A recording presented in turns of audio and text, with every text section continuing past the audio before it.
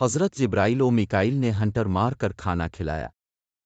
3 دوست تھے، تینوں میں ایک مسلمان، دوسرا عیسائی اور تیسرا یہودی تھا۔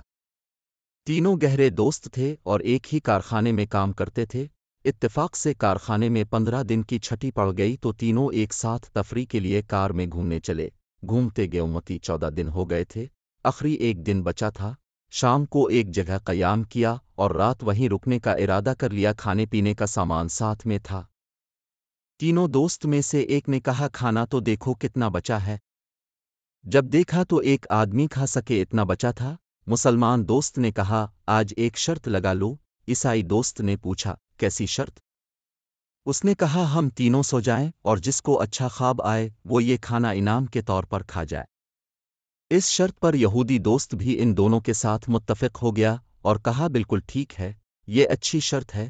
یہ طے کر کے تینوں دوست لیٹ گئے اور ان کے ناک کے خراٹے بجنے لگے۔ مسلمان جگ رہا تھا، خالی پیٹ نیند کہاں آوے۔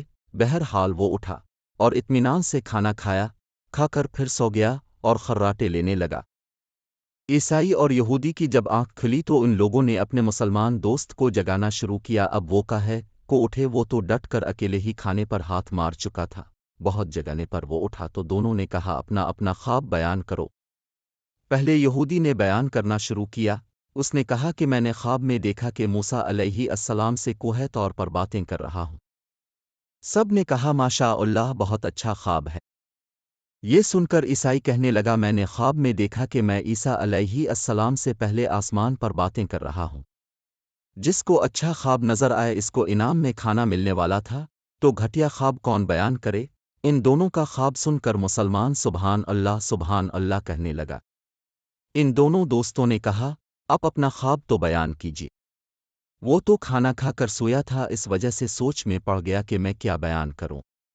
بہرحال سوچ کر مسلمان نے اب اپنا خواب بیان کرنا شروع کیا اور کہا، بھائی صاحب، ہم تینوں سو گئے اور جب مجھے گہری نیند آ گئی تو 2 فرشتے جبریل علیہ السلام اور میکائیل علیہ السلام نے آ کر مجھے جگایا۔ میری آنکھ کھلی تو دیکھا دونوں کے ہاتھ میں ہنٹر ہے اور کہا، یہ کھانا کھا جاؤ ورنہ ہنٹر سے ماریں گے۔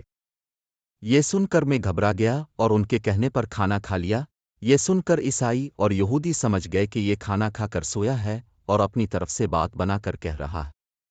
دونوں نے کہا، ارے بھائی صاحب، آپ کھانا کھا گئے تو بھلے ہی کھا گئے، اگر ہم کو بھی آواز دیتے تو ہم بھی 2-4 لقمہ کھا لیتے۔ اس پر مسلمان دوست نے کہا، میں نے اب صاحبوں کو آوازیں تو بہت دیں، لیکن ایک کوہ طور پر تھا اور دوسرا پہلے آسمان پر، اس وجہ سے میری آواز اب صاحبوں تک پہنچی نہیں۔